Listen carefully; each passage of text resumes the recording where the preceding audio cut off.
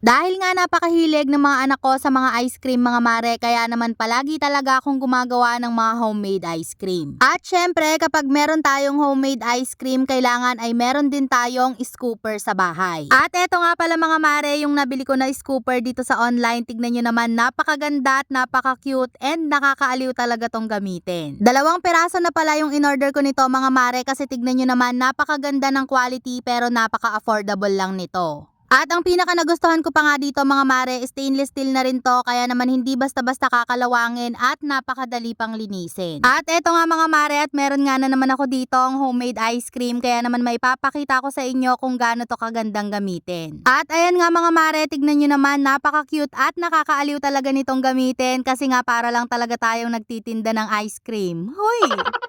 Simula nga nung nabili ko to mga mare ay aliw na aliw talaga ako, at talaga namang feel na feel ko tong gamitin mga mare, kaya naman ito at napabili na rin talaga ako ng ice cream cone. Hoy!